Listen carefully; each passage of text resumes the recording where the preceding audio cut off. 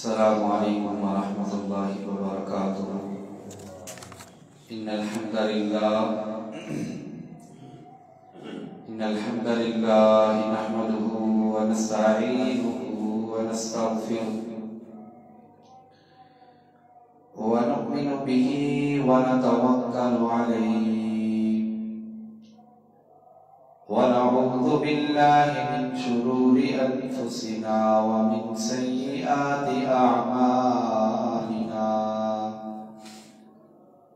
من يهده الله فلا مضل له ومن يضلل فلا هادي له وأشهد أن لا إله إلا الله وحده لا شريك له وأشهد أن محمدا عبده ورسوله إن الله وملائكته يصلون على النبي يا أيها الذين آمنوا صلوا عليه وسلموا تسليما اللهم صل على محمد وعلى آل محمد كما صليت على إبراهيم وعلى آل إبراهيم إنك حميد مجيد اللهم بارك على محمد وعلى كما باركت على إبراهيم وعلى آل إبراهيم إنك حميد مجيد أما بعد فأعوذ بالله السميع العليم من الشيطان الرجيم بسم الله الرحمن الرحيم يا أيها الناس اتقوا ربكم الذي خلقكم من نفس واحدة وخلق منها زوجها وبث منهما رجالا كثيرا ونساء واتقوا الله الذي تساءلون به والأرحام إن الله كان عليكم رقيبا أما بعد فإن أحسن الكلام كلام الله وخير الهدي هدي محمد صلى الله عليه وآله وسلم وشر الأمور محدثاتها وكل محدثة بدعة وكل بدعة ضلالة وكل ضلالة في النار قال الله تعالى في القرآن المجيد والفرقان الحميد فآمنوا بالله ورسوله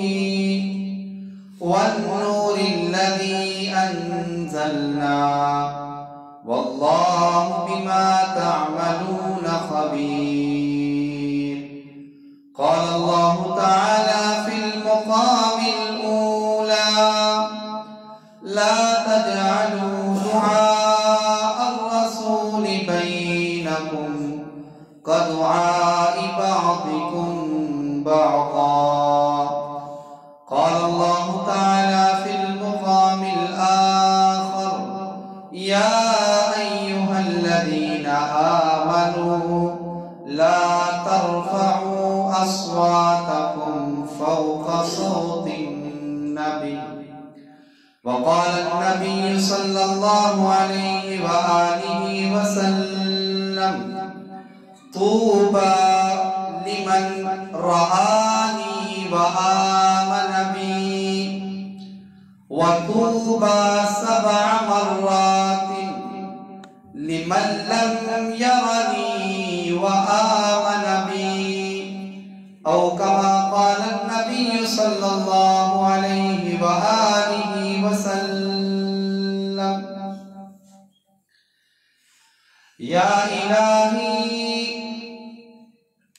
یا الہی جب تک میرے جسم میں جان رہے میری یہ تمنا ہے کہ میرے لب پہ تیرا قرآن رہے اور یہ تمنا ہے کہ اس دنیا میں کوئی کام کر جاؤں اور یہ تمنا ہے کہ اس دنیا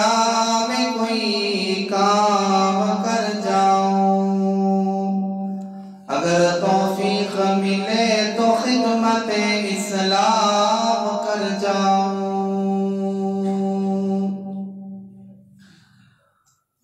ہر قسم کی حمد و ثنا تمام قسم کی تعریفات تمہیدات تسبیحات اللہ وحدہ لا شریک کی بابرکت ذات کے لیے خاص اور مختص ہے جو کل کائنات کے خالق مالک رازق اور قابض بھی ہیں انگنت لا تعداد درود و سلام ہو امام الانبیاء حبیب کبریا پیارے پیغمبر جناب محمد رسول اللہ صلی اللہ علیہ وآلہ وسلم کی ذات اقدسہ مطہرہ مشرفہ مکرمہ اللہ کی حمد و ثنا اور درود و سلام کے بعد رحمت اور بخشش کی دعا آل رسول اہل بیت اصحاب رسول رضوان اللہ علیہم اجمعین تابعین اعظام ائمہ اربع ائمہ حدیث اولیاء دین علماء دین بزرگان دین رحمہم اللہ تعالیٰ کے لیے اور دعا ہے کہ اللہ جل جلالہ میری اور آپ سب کی جمعۃ المبارک کی حاضری اپنی بارگاہ میں قبول اور منظور فرما دے سن سنا کر اللہ رب العزت کی ذات مجھے اور آپ سب کو عمل کرنے کی توفیق عطا فرمائے واجب الاحترام بزرگوں دوستوں نوجوان ساتھیوں نہایت ہی ادب و احترام کے لائق میری اسلامی روحانی ماں اور بہنوں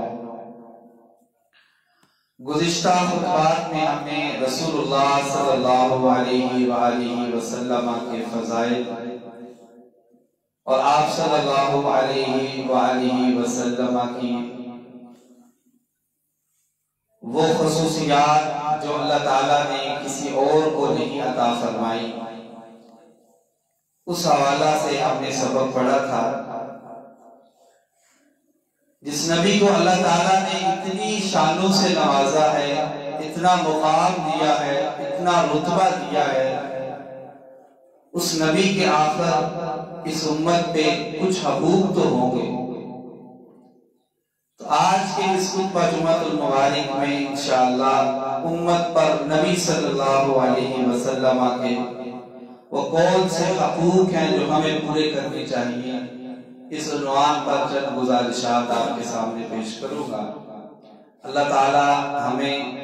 سن سنا کر عمل کی توفیق عطا فرمائے سب سے پہلا جو حق ہے وہ یہ ہے کہ ہم نبی صلی اللہ علیہ وسلم کو اللہ کا بندہ اور اس کا آخری رسول مانیں اور اس بات کا اقرار ہم کلمہ شہادت میں بھی کرتے ہیں اشہد ان لا الہ الا اللہ واشہد ان محمدا عبدہ ورسولہ جہاں پہ ہم اس بات کا اقرار کر رہے ہوتے ہیں کہ اے اللہ رب العزت کی ذات آپ ہی خالق، آپ ہی مالک، آپ ہی رازق، آپ ہی قابض ہے اور آپ کے علاوہ کسی اور کی عبادت نہیں ہو سکتی، اسی بات میں ہم اس بات کا اقرار بھی کر رہے ہوتے ہیں وَأَشْهَدُ أَنَّ مُحَمَّدًا عَبْدُهُ وَرَسُولُهُ کہ ہم نبی صلی اللہ علیہ وسلم کو اس کا بندہ اور اس کا رسول مانتے ہیں۔ اور اللہ تعالیٰ نے بھی قرآن کریم کے اندر اس بات کا تذکرہ کیا، آغاز میں جو تلاوت کی میں نے فَآمِنُوا بِاللَّهِ وَرَسُولِهِ، ایمان لانا ہے اس اللہ پر اور اس رسول پر، اللہ کا بندہ بھی ماننا ہے اور اس کا رسول بھی ماننا ہے، اور رسول کون ہے؟ رسول اللہ صلی اللہ علیہ وسلم کی ذات اقدس۔ اور پھر اللہ تعالیٰ نے فرمایا وَالنُّورِ الَّذِي أَنزَلْنَا، اور اس نور پر بھی جو اس نبی پر ہم نے اتارا، وہ نور کون سا ہے؟ وہ قرآن ہے اور نبی صلی اللہ علیہ وسلم کی حدیث ہے۔ صرف کلمہ نہیں پڑھنا، میں پڑھتا رہا أَشْهَدُ أَن لَا إِلَٰهَ إِلَّا اللَّهُ وَأَشْهَدُ أَنَّ مُحَمَّدًا عَبْدُهُ وَرَسُولُهُ، میں پڑھتا رہوں لا الہ الا اللہ محمد رسول اللہ، لیکن میرے اعمال رسول اللہ صلی اللہ علیہ وسلم کے بتائے ہوئے اس والنور الذی کے مطابق نہیں ہے، تو ہم اس لحاظ سے حقیقی مسلمان بھی نہیں۔ رسول اللہ صلی اللہ علیہ وسلم پر جہاں ہم نے ایمان لانا ہے، ان کو آخری نبی ماننا ہے، وہاں پہ ہم نے اس بات کا بھی اقرار کیا والنور الذی انزلنا، اللہ نے کہا ہے کہ اس بات کو بھی مانے جس نبی پر ہم نے اس نور کا نزول فرمایا ہے، اور وہ نور اللہ کا قرآن اور نبی صلی اللہ علیہ وسلم کی احادیث مبارکہ۔ رسول اللہ صلی اللہ علیہ وسلم کے ایک صحابی رسول حضرت ابو امامہ رضی اللہ تعالیٰ اس حدیث کو روایت کرتے ہیں، دیکھیں ہم نے نبی صلی اللہ علیہ وسلم کو دیکھا نہیں، نہ ہم نے اپنے کانوں سے رسول اللہ صلی اللہ علیہ وسلم کی باتیں سنی ہیں، اور نہ ہی ہم نے وہ زمانہ پایا ہے، نہ قریب کا زمانہ وہ پایا ہے، لیکن اس کے باوجود ہم رسول اللہ صلی اللہ علیہ وسلم پر ایمان رکھتے ہیں، آپ کے فرمان کے مطابق اپنے اعمال کو رکھتے ہیں۔ نبی صلی اللہ علیہ وسلم نے بتایا فجر اتنے وقت پہ پڑھنی ہے، ہم اتنے وقت پہ پڑھتے ہیں، نماز کو اس طرح ادا کرنا ہے، ہم اس طرح ادا کرتے ہیں۔ نبی صلی اللہ علیہ وسلم نے ہمیں دعا سکھلائی ہے کہ سجدہ کے اندر اس دعا کو پڑھنا ہے، ہم اس کے مطابق اپنی نماز کو بناتے ہیں۔ آپ صلی اللہ علیہ وسلم نے اس بات کی بہت بڑی خوشخبری دی ہے، یہ حدیث مبارکہ آپ صلی اللہ علیہ وسلم نے فرمایا طوبیٰ لمن رآنی وآمن بی، ایک دفعہ ان لوگوں کے لیے خوشخبری ہے جنہوں نے مجھے دیکھا اور مجھ پر ایمان لے آئے، یعنی کہ نبی صلی اللہ علیہ وسلم کے صحابہ اکرام رضوان اللہ علیہم اجمعین نبی صلی اللہ علیہ وسلم کو دیکھا، آپ کو سنا، آپ کے ساتھ چلے، آپ کے ساتھ اسلام کو بلند کرنے کی کوشش کی۔ آپ نے فرمایا طوبیٰ لمن رآنی وآمن بی، ان کے لیے ایک دفعہ خوشخبری ہے، لیکن آپ صلی اللہ علیہ وسلم نے فرمایا وَطُوبَى سَبْعَ مَرَّاتٍ، ایسے بندوں کے لیے 7 دفعہ خوشخبری ہے جنہوں نے مجھے دیکھا نہیں اور پھر مجھ پر ایمان لے آئے۔ اور یہی ایمان بالغیب ہے جس کا تذکرہ اللہ تعالیٰ نے قرآن کے آغاز میں کیا کہ وہ ایمان والے غیب پر ایمان لاتے ہیں۔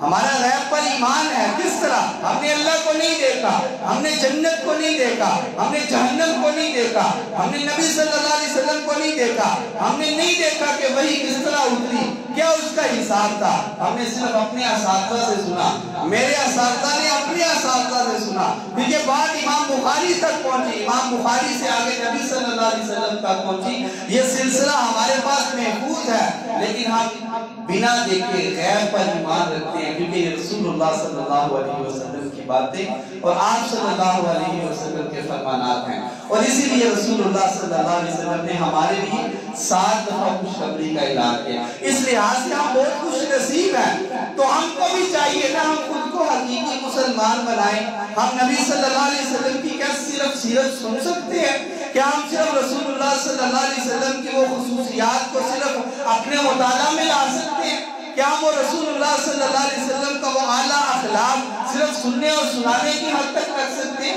یا اپنی زندگی میں بھی ہم شامل کر سکتے ہیں؟ یہ جو ربیع الاول آتا ہے، اس میں رسول اللہ صلی اللہ علیہ وسلم کی محبت کا اظہار کیا جاتا ہے۔ اصل محبت یہی ہے کہ میرا اٹھنا، میرا بیٹھنا، میرا چلنا، میرا پھرنا، میرا کاروبار، میرے معاملات، میری تجارت، میری سیاست، میری معیشت رسول اللہ صلی اللہ علیہ وسلم کے طریقے کے مطابق ہو، اور آپ صلی اللہ علیہ وسلم نے جو سکھائے ہیں سارے معاملات اس طرح ہم رکھیں۔ ہمارے لیے 7 دفعہ خوشخبری تو ہے، دیکھیں بات سمجھیں آپ، یہ رسول اللہ صلی اللہ علیہ وسلم نے ہمارے لیے فرمایا ہے کہ 7 دفعہ خوشخبری ہے، لیکن اس کے باوجود ہمارا اخلاق کس طرح کا ہوتا ہے، ہماری گفتگو کا انداز کس طرح کا ہوتا ہے، میں اپنے ہمسائے کے ساتھ کس طرح کا پیش آتا ہوں، میں اپنے دوست کے ساتھ کس طرح کا پیش آتا ہوں۔ اور سچی بات ہے ہم تو زبان ہی ایسی استعمال کر لیتے ہیں، دوسری دفعہ وہ بندے ہی ہمارے قریب نہ آئے، لیکن رسول اللہ صلی اللہ علیہ وسلم سے اصل محبت یہی ہے۔ جلدیاں لگانا،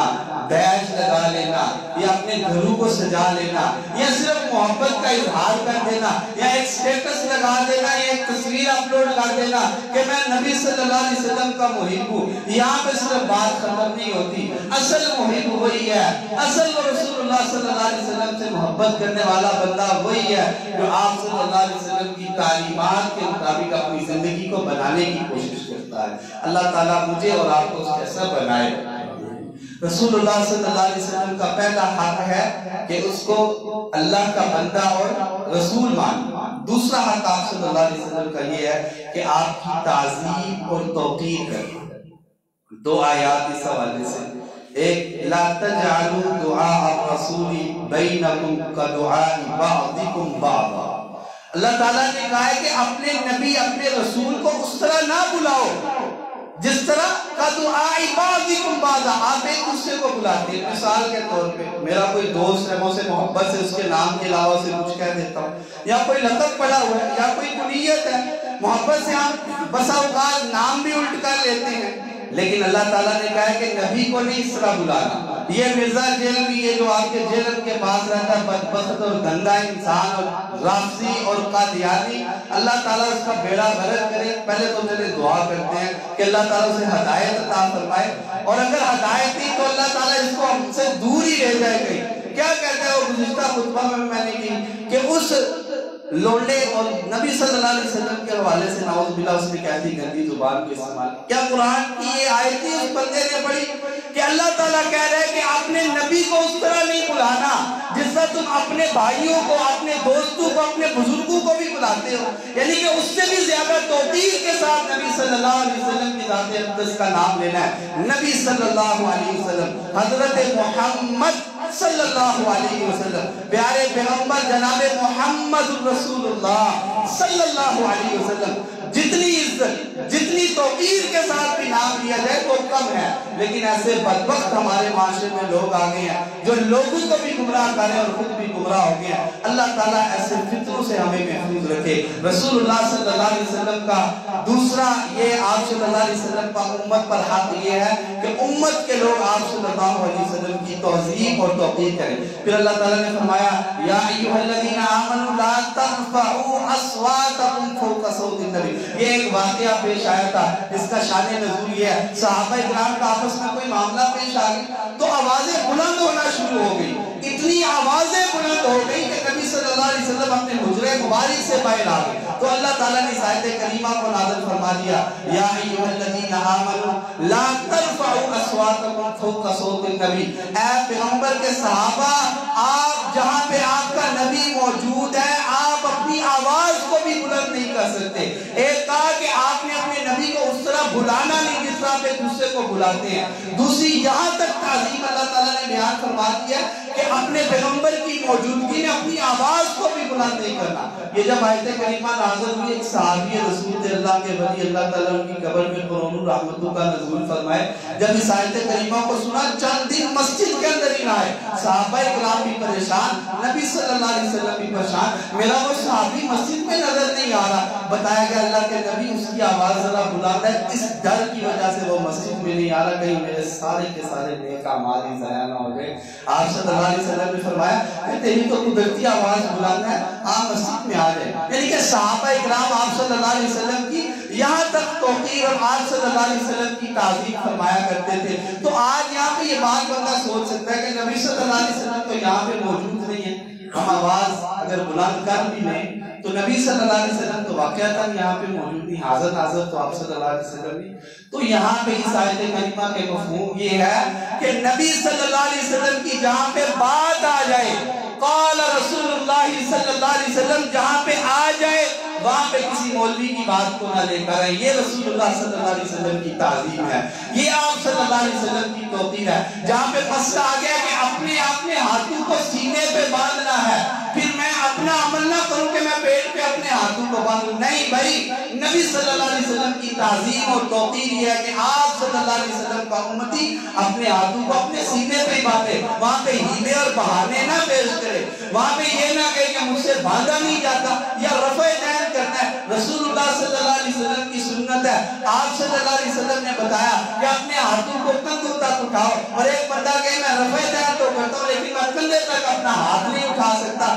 یہ ہیلے اور بہانے کرے، یہ غلط بات ہے. آپ کی توقیر یہی ہے کہ جہاں پہ قال رسول اللہ صلی اللہ علیہ وسلم آ گیا، وہاں پہ میں اپنی منمانی کو روک لوں، اپنی بات کو روک لوں، اپنے مولوی کی بات کو بھی روک لوں، مفتی کی بات کو بھی روک لوں. حتیٰ کہ یہاں تک بڑے بڑے ائمہ اور محدثین جو آئے ہیں وہاں پہ بھی ایسی بات آ جائے جو رسول اللہ صلی اللہ علیہ وسلم کے مخالف ہے، ہم ان کی بات کو بھی پیچھے کریں گے، رسول اللہ صلی اللہ علیہ وسلم کی بات کو ہم آگے لے کر آئیں گے. یہ آپ صلی اللہ علیہ وسلم کی دوسری تعظیم. دوسری بات یہ ہے کہ ہم اپنے آپ کو رسول اللہ صلی اللہ علیہ وسلم کی باتوں کے عین مطابق بنائیں، اور جہاں پہ آپ کی بات آ جائے وہاں پہ اپنی منشا، اپنی بات، اپنا مشورہ اس کو روک لیں اور رسول اللہ صلی اللہ علیہ وسلم کی بات کو جو ہے اول نمبر پر لے کر آئیں.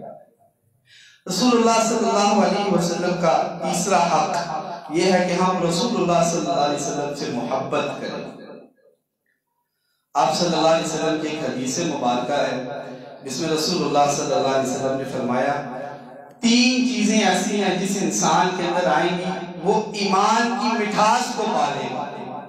یعنی کہ دیکھیں ہم نے ایمان ہم لے کر آئے ہوئے لیکن بہت سے لوگ کہیں گے یار دل کو سکون نہیں ہے، دل کو سکون نہیں ہے، نماز بھی پڑھتے ہیں، بڑا بڑا لمبا قیام بھی کرتے ہیں، یار ایک دو سپارہ قرآن کا بھی پڑھ لیتے ہیں، لیکن اس کے باوجود سکون نہیں ہے.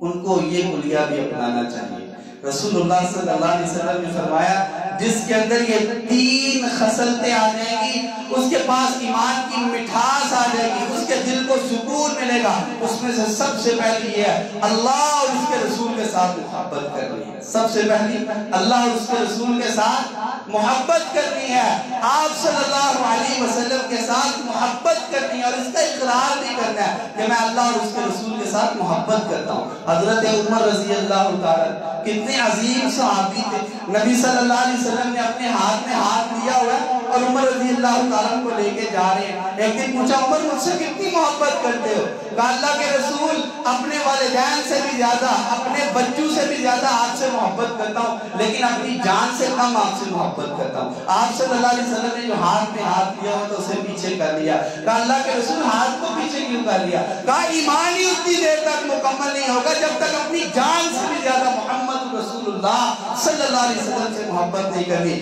تو پھر اس موقع پر عمر رضی اللہ تعالیٰ نے کہا میں اپنی جان سے بھی زیادہ، اپنے مال سے بھی زیادہ، اپنی اولاد سے بھی زیادہ، اپنے والدین سے بھی زیادہ اگر کسی سے محبت کرتا ہوں تو محمد رسول اللہ صلی اللہ علیہ وسلم سے کرتا ہوں. پھر آپ صلی اللہ علیہ وسلم نے فرمایا عمر رضی اللہ تعالیٰ آپ کا ایمان مکمل ہو گیا. تو آپ صلی اللہ علیہ وسلم کو اللہ کا بندہ اور اللہ کا رسول جہاں پہ ماننا ہے وہاں پہ اللہ اور اس کے رسول کے ساتھ محبت بھی کرنی ہے اور اس کا اظہار بھی کرنا ہے کہ میں نبی صلی اللہ علیہ وسلم سے حقیقی محبت کرتا ہوں. دوسرا آپ صلی اللہ علیہ وسلم نے فرمایا کسی سے محبت کرنی ہے تو فقط اللہ کی رضا کے لیے کرنی ہے. فقط کسی سے محبت کرنی ہے، میں آپ سے محبت کرتا ہوں، میری محبت دنیا کی لالچ کے لیے نہیں ہونی چاہیے، میری محبت پیسے کے لیے نہیں ہونی چاہیے، میری محبت اس لیے نہیں ہونی چاہیے کہ فلاں بندے کے پاس گاڑی ہے، فلاں بندے کے پاس کوئی سہولت موجود ہے تو میں اس سے ذرا محبت کا اظہار کر دوں، میں اس سے ذرا پیار کا اظہار کر دوں، میں ذرا اس کو اپنے قریب کر لوں محبت کا جھانسا دے کر اور اس کے بعد اس کو پیچھے چھوڑ دوں, اپنا مطلب نکال کر اسے پوچھوں ہی نہیں, ایسی محبت کا فائدہ نہیں. آپ صلی اللہ علیہ وسلم نے فرمایا کسی سے محبت کرنی ہے, اپنے بھائی سے, اپنی بہنوں سے, اپنے بھائیوں کے ساتھ, اپنے والدین کے ساتھ محبت کرنی ہے تو فقط اللہ کی رضا کے لیے. اگر کسی سے محبت کرنی ہے تو اللہ کی رضا کے لیے. ہماری تو محبت ہی نہیں ہے, ہم ہمسائے سے ناراض ہے. محبت کیا ہے؟ رشتہ داروں سے ناراض ہے. کس کے لیے؟ پیسے کے لیے. کس کے لیے ناراض ہے؟ وراثت کے لیے. کس کے لیے ناراض ہے؟ کہ بھائی مجھے پوچھتا نہیں ہے. کس کے لیے 2-2 ہفتے اور 4-4 سال کے ساتھ اپنے سگے خونی رشتہ دار کے ساتھ میں نے گفتگو تک نہیں کی, میں نے اس کے ساتھ سلام نہیں دیا. ہماری ایمان کے اندر مٹھاس کیسے آ سکتی ہے؟ ایمان کے اندر مٹھاس اسی وقت آئے گی, ایمان کی چاشنی اسی وقت ملے گی, عبادت کی لذت اور سکون اسی وقت ملے گا جب ہم رسول اللہ صلی اللہ علیہ وسلم کے بتائے ہوئے طریقے کے مطابق اپنے آپ کو رکھیں. میں نے باریش داڑھی رکھی ہوئی ہے, میں 5 وقت کی نماز پڑھتا ہوں اور بسا اوقات میں رات بھی لے لیتا ہوں, اور میں اس بات کا بھی اقرار کروں کہ میں تہجد کی نماز بھی پڑھتا ہوں, لیکن میں اپنے رشتہ داروں کے ساتھ ناراض ہوں. میرا چاچا, میرا ماما, میرا تایا مجھ سے ناراض ہے, تو بھائی ایسی عبادت کا کوئی فائدہ نہیں. رسول اللہ صلی اللہ علیہ وسلم کی حدیث ہے جو صلہ رحمی کو نہیں اپناتا اس کا ایمان ہی نہیں مکمل ہوتا. اور یہ حدیث کہ آپ صلی اللہ علیہ وسلم نے فرمایا جس کے اندر 3 خصلتیں آئیں گی اس کو ایمان کی مٹھاس ملے گی. پہلی اللہ اور اس کے رسول کے ساتھ محبت, اور دوسری اگر کسی سے محبت کرنی ہے تو فقط اللہ کی رضا کے لیے کرنی ہے. اس لیے اگر آپ چاہتے ہیں آپ کو عبادتوں کی لذت ملے, آپ کو قرآن کی وہ چاشنی حاصل ہو, آپ کو ذکر الہی کے ساتھ وہ دل کا سکون ملے, تو اپنے عزیزوں کے ساتھ محبت کرے, اپنے پیاروں کے ساتھ پیار بنائے, اپنے عزیزوں کے ساتھ اس عزیز رشتے کو, اس مقدس رشتے کو, اس خونی رشتے کو برقرار رکھے. اگر ناراضگی ہے بھی تو اللہ کی رضا کے لیے ان کے ساتھ راضی ہوں. اگر آپ پہل کریں گے تو آپ صلی اللہ علیہ وسلم کی حدیث کے مطابق آپ ثواب کے زیادہ مستحق ہو گئے. دیکھیں رسول اللہ صلی اللہ علیہ وسلم کی تو یہاں تک حدیث ہے جب 2 مسلمان آپس میں ملتے ہیں تو فقط مصافحہ کرتے ہیں, السلام علیکم ورحمۃ اللہ وبرکاتہ, ہاتھ کے ساتھ ہاتھ ملتا ہے, لیکن اللہ کی رضا کے لیے. آپ صلی اللہ علیہ وسلم نے فرمایا جب ہاتھ یہ جدا ہوتا ہے غفر لہ ما تقدم من ذنبہ, اس سے پہلے اس انسان سے جتنے گناہ ہوئے ہیں اس محبت کی وجہ سے اللہ تعالیٰ ان سارے گناہوں کو ہی معاف فرما دیتا ہے. اس لیے اللہ اور اس کے رسول کے ساتھ جب ہم نے محبت کا اظہار کرنا ہے, اس کے بعد ہم نے کسی سے محبت کرنی ہے تو اللہ کی رضا کے لیے کرنی ہے. آپ کو ایمان کی مٹھاس ملے گی, آپ کو سکون ملے گا, آپ کو عبادت کرنے کا مزہ آئے گا. دیکھیں ایک بندہ ایسا ہے, میں اپنی مثال دے دیتا ہوں, میں نماز پڑھتا ہوں لیکن میں اپنے کسی خونی رشتہ دار کے ساتھ ناراض ہوں,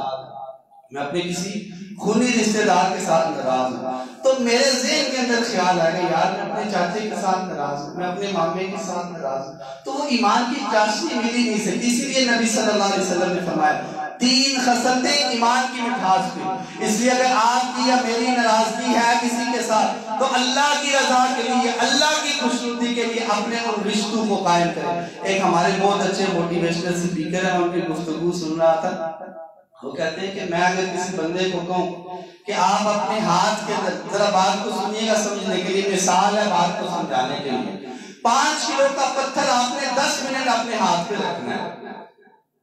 بڑا بھی بہادر بندہ ہو آخر کسی وقت تو تھک ہی جائے گا نا کہ مجھ سے یہ پتھر اپنی, یہ 5 کلو تو بہت زیادہ ہے. یہ جو چھوٹی اینٹ نہیں ہوتی جو ہم اپنی دیواروں پہ لگاتے ہیں جس کا 1 کلو وزن بھی نہیں بنتا, وہ اپنے ہاتھ پہ 10 منٹ رکھے, آخر وہ بندہ کہے گا میں تھک گیا ہوں. وہ کہتے ہیں پتہ نہیں بندے اپنی زندگی کس طرح گزارے, اپنے دلوں کے اندر قدورتیں اور بغض لے کر, کینہ لے کر, حسد لے کر اپنی زندگی کو پتہ نہیں کیسے گزارے. ایک پتھر ہم سے چند سیکنڈ اور منٹ نہیں اٹھایا جاتا, لیکن ہمارا وہ دل قدورتوں کے ساتھ بڑا ہوا تو ہمیں ایمان کی مٹھاس کس طرح مل سکتی ہے. ایسے بھی میرے نبی نے فرمایا کہ 3 خصلتیں جس انسان کے اندر آ جائیں گی وہ ایمان کی چاشنی کو پالے گا, اس کو صحیح سکون ایمان کا ملے گا. پہلی اللہ اور اس کے رسول کے ساتھ محبت, اور دوسری کسی سے محبت کرنی ہے تو اللہ کی رضا کے لیے کرنی ہے. تیسرا رسول اللہ صلی اللہ علیہ وسلم نے فرمایا کہ وہ بندہ جو ایمان کے اندر داخل ہو گیا وہ کبھی بھی اپنے ایمان کو تبدیل نہ کرے اور وہ اپنے لیے اس طرح سمجھے جس طرح ایک بندہ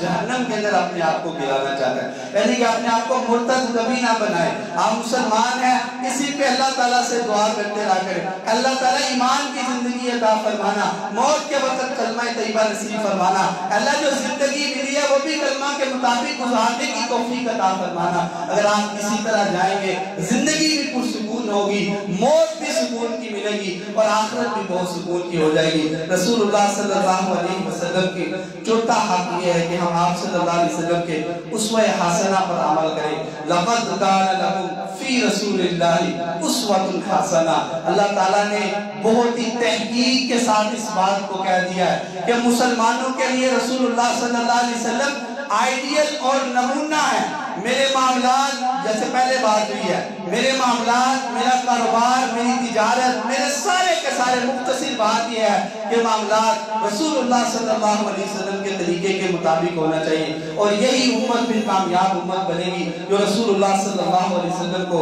اپنا آئیڈیل اور اپنا نمونہ مانے گی۔ رسول اللہ صلی اللہ علیہ وسلم کا پانچواں حق یہ ہے کہ آپ صلی اللہ علیہ وسلم کی اطاعت کی جائے، آپ صلی اللہ علیہ وسلم کی فرما برداری کی جائے، اور اللہ تعالیٰ نے قرآن میں کہا ہے وَمَن يُطِعِ الرَّسُولَ فَقَدْ أَطَاعَ اللَّهَ، جو رسول اس کی اطاعت کرے گا، یعنی کہ رسول اللہ صلی اللہ علیہ وسلم کی اطاعت کرے گا، وہی بندہ اللہ کی اطاعت کر رہا ہے۔ ایک بندہ یہ تو کہے کہ اللہ تعالیٰ نے قرآن میں کہا فَأَقِیمُوا الصَّلَاةَ، نماز کو قائم کرنی ہے، لیکن وہ نماز نبی صلی اللہ علیہ وسلم کے طریقے کے مطابق نہیں ادا کرتا۔ وہ کہتے ہیں کہ میں نے اپنے امام کے طریقے کے مطابق نماز ادا کرنی ہے، میرے مفتی نے اس طرح بتایا تو میں نے اس طرح نماز ادا کرنی ہے، میرے مولوی صاحب نے نماز کا طریقہ یہ بتایا تو میں نے نماز اس طرح ادا کرنی ہے۔ وہ رسول اللہ صلی اللہ علیہ وسلم کے حق کو پورا نہیں کر رہا۔ اگر وہ نماز پڑھے جہاں پہ اللہ تعالیٰ کا حکم ہے کہ نماز کو قائم کرو، وہاں پہ نماز کا طریقہ بھی محمد رسول اللہ صلی اللہ علیہ وسلم جیسا ہونا چاہیے۔ چھٹا آپ صلی اللہ علیہ وسلم کا حق ہے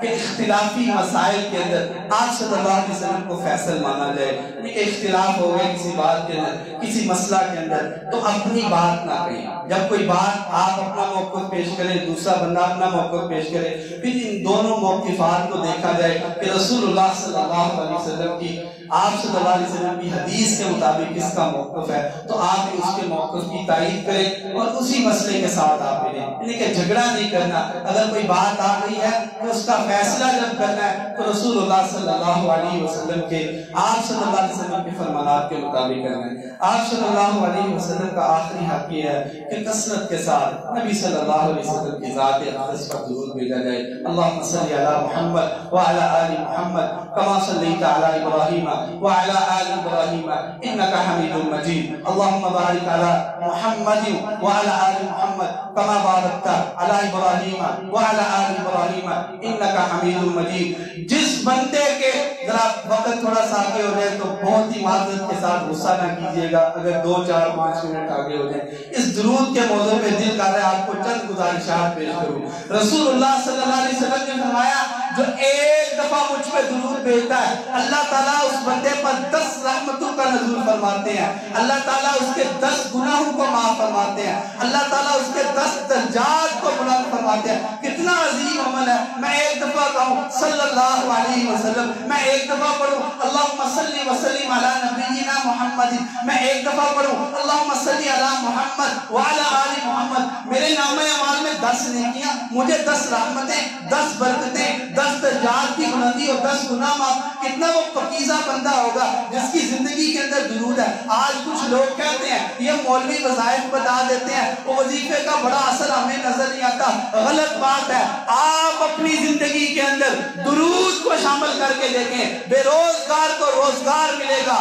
بے اولاد کو اولاد ملے گی، غم والے کو آسانیاں ملیں گی، جو کو تکالیف کے اندر اللہ تعالیٰ اس کی تکالیف کو دور کر دے گا۔ ہمارے بہت ہی اچھے خطیب، اللہ تعالیٰ اس کی زندگی میں برکت عطا فرمائے، میں صبح ہی واقعہ سن رہا تھا، ان کا بچہ 7 سال کا، ذرا توجہ سے سنیے گا، اس درود کی برکت کو، اس درود کی عظمت کو اپنے دل کے اندر بٹھائیں اور اپنے شب و روز کے اندر اسے شامل کریں، چلتے پھرتے اٹھتے بیٹھتے صلی اللہ علیہ وسلم صلی اللہ علیہ وسلم۔ اللہم صلی علی محمد وعلی آل محمد۔ 7 سال کا ان کا بچہ پیٹ کے اوپر، یہ جو پڑی نہیں ہوتی، یہ جو ہم قبروں کے اوپر رکھتے ہیں، وہ اس بچے کے پیٹ کے اوپر گر گئی۔ دیکھیں کم از کم 50 30 یا اس طرح کہتے ہیں 7 سال کا بچہ ہے، اس کے پیٹ پہ وہ گرے تو اس کی کیا حالت ہو جائے گی؟ حضرت صاحب فرماتے ہیں میں جلدی کے ساتھ اسے اپنے گاؤں کے قریبی ہاسپٹل میں لے کر گیا. انہوں نے کہا کہ اس کا علاج ہمارے پاس نہیں، آپ اسے اوکاڑا میں لے جائیں. اوکاڑا لے کر گئے، وہاں پہ پہنچے، کہا اس کا خون اور پانی مکس ہو چکا ہے، ہم اس کا علاج نہیں کر سکتے، لاہور چلڈرن ہاسپٹل ہے، آپ اسے وہاں پہ لے جائیں. کہتے ہیں میں گاڑی کے اندر اپنے بچے کو بٹھایا، بڑی تیزی کے ساتھ میں اوکاڑا سے لاہور کی طرف گیا، وہاں چلڈرن ہاسپٹل میں پہنچا. انہوں نے سارے ٹیسٹ کیے تو یہی بتایا کہ آپ کے بچے کا وہ پڑی گرنے کی وجہ سے جو اس کے پیٹ پہ گری تھی، اس وجہ سے پانی اور خون مکس ہو چکا ہے، اور جتنی دیر تک اس کا آپریشن نہیں ہوگا صحت مند نہیں ہوگا. کہتے ہیں مغرب کا وقت ہو چکا تھا، ڈاکٹر سارے چلے گئے تھے، انہوں نے کہا کہ ہم آپریشن نہیں کر سکتے، صبح اس کا آپریشن ہو. کہتے ہیں میں بہت پریشان ہو گیا، پاس مسجد تھی، مسجد میں گیا، نماز کو ادا کیا اور زبان پہ کہا اللہم صلی علی محمد وعلی آل محمد کما صلیت علی ابراہیم وعلی آل ابراہیم انکا حمید مجید اللہم بارک علی محمد وعلی آل محمد کما بارکت علی ابراہیم وعلی آل ابراہیم انکا حمید مجید. جن کی اولادیں ہوتی ہیں یہ انہی کو یہ غم اور دکھ کا پتہ چلتا ہے جب کوئی تکلیف آتی ہے، یا جن کی اولادیں نہیں ہیں ان کو یہ تھوڑا سا احساس محسوس ہوتا ہے. کہا کہ میں ساری رات اسی درود کے اندر ہی گزار دی، اللہم صلی علی محمد وعلی آل محمد کما صلیت علی ابراہیم وعلی آل ابراہیم انکا حمید مجید اللہم بارک علی محمد وعلی آل محمد کما بارکت علی ابراہیم وعلی آل ابراہیم انکا حمید مجید. صبح فجر ہوئی، فجر کی نماز پڑھی، ڈاکٹر صاحب آئے، دوبارہ ٹیسٹ ہوئے، دوبارہ بچے کو دیکھا، کہا آپ کے بچے کو تو کوئی تکلیف ہے ہی نہیں. وہ بچہ جس کے پیٹ پہ پڑی گری ہے اور اس کا خون اور پانی مکس ہو گیا، جب اللہ رحمتوں کا نزول فرمایا درود کے ساتھ، جب اللہ تعالیٰ کی طرف سے 10 گناہ معاف ہونے اس درود کی وجہ سے،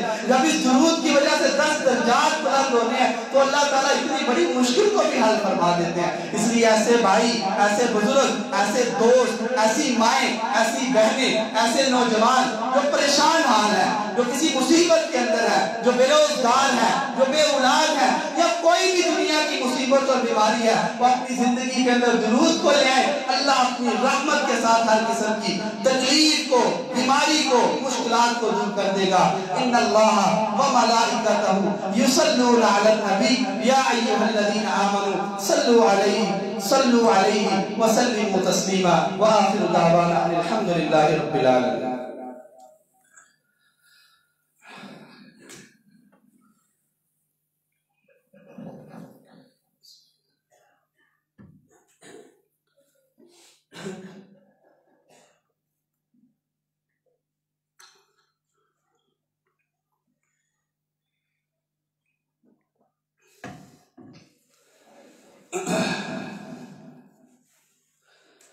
الحمدللہ